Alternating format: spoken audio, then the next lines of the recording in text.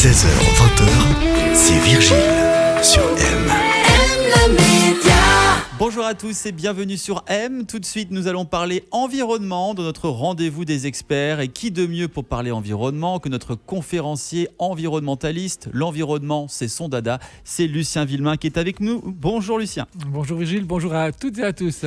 Lucien, il est vrai que nous sommes de plus en plus nombreux sur Terre. Nous sommes près de 8 milliards. Vers 2050, nous serons 10 milliards. Les gens entendent parler souvent de bio. On a vu dans les émissions précédentes que le bio est important pour éviter les empoisonnements. Mais finalement, est-ce que le bio a le potentiel de nourrir toute la planète ? Oui. Contrairement à ce qu'on nous dit régulièrement, oui. Et ce qui se passe en Suisse, on a un laboratoire à ciel ouvert extraordinaire qui est unique au monde, qui est dans le canton de Bâle, à Thalwil. On appelle ça l'essai DOC. L'essai DOC que vous abordez dans votre ouvrage « Tu parles Charles, manger local, c'est loin d'être idéal ».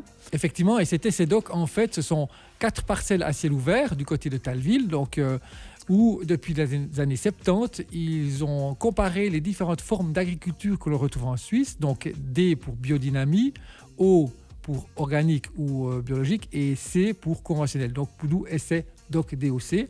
D'accord. Et depuis quelques années en plus, ils ont ajouté une 4e parcelle qui est IP Suisse, donc la fameuse petite coccinelle dont on a parlé. Sur les emballages. Oui, et qui est la production intégrée.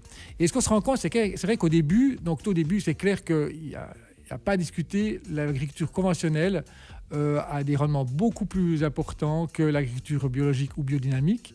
Mais par contre, au fil du temps, on se rend compte, justement cet espace-temps est important, au fil du temps, on se rend compte que les parcelles en conventionnel s'appauvrissent au niveau de la vie diminue, alors que dans la biodynamie, par exemple, la vie augmente dans le sol, et cette augmentation de la vie et du vivant dans le sol fait que ces sols deviennent de plus en plus fertiles. Et ce que l'on peut observer, c'est qu'après une quinzaine d'années, la courbe de rendement de l'agriculture conventionnelle diminue, alors que la courbe de rendement de l'agriculture biologique et biodynamique augmente.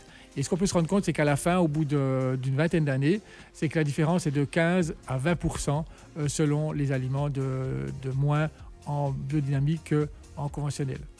Donc nous allons atteindre le chiffre des 10 milliards d'habitants en 2050. On aura donc assez de parcelles, de champs pour nourrir toute la population. Alors ce qu'il faut bien voir, c'est qu'aujourd'hui, en Suisse notamment, on gaspille 30 à 40% de la nourriture. Si on diminuait le gaspillage de moitié, c'est-à-dire on serait entre 15 et 20% de gaspillage, eh bien on pourrait se satisfaire de l'agriculture biologique. Donc on voit qu'en réalité, ce qui se passe, c'est que pour pouvoir gaspiller, on a besoin de la chimie de synthèse. Et en fait, cette chimie de synthèse est là pour qu'on puisse gaspiller. Comment vous expliquez que l'on gaspille autant de nourriture en Suisse ? Je pense que ça, c'est notre vie habituelle. On gaspille non seulement la nourriture, l'alimentation, on gaspille les habits, les textiles, les voitures, qu'on a pu aussi le voir précédemment. Donc on a des formes de gaspillage énormes. Nous sommes dans un monde de consommation, à consommation à outrance, et c'est bien ça qui fait que la nature souffre derrière, et que nous, on va commencer à s'ouvrir réellement, à vraiment voir les effets, et à la fin, on souffrira avec la nature. Donc le fait de moins gaspiller pourrait nous permettre de nourrir toute la planète de manière biologique. Oui, alors il y a certaines cultures qui ont quand même des difficultés en bio. Quelles sont-elles ? Notamment colza et la betterave sucrière. Alors, qu'est-ce qui est difficile dans cette le colza, par exemple, il y a la méligette qui est une petite insecte qui a des poussées tous les 2 à 4 ans, et c'est vrai que cette méligette, ces petits insectes, elles vont manger le bouton des fleurs du colza. Alors c'est clair que sans chimie de synthèse, c'est délicat de pouvoir faire face à ça.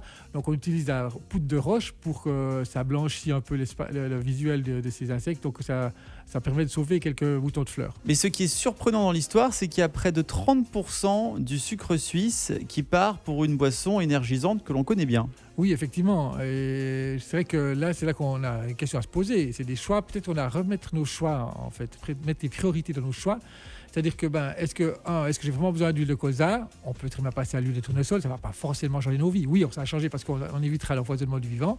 Et est-ce que j'ai vraiment besoin de soda sucré à outrance? Est-ce que c'est vraiment bien pour ma vie? Alors on peut très bien faire à moins à ce niveau-là, puis on en fabrique moins, ou on en consomme moins, ou on le fait plus simplement pour permettre d'avoir du sucre, mais pour d'autres utilisations que simplement ces sodas qui finalement ne sont pas bons non plus pour la santé, on le sait.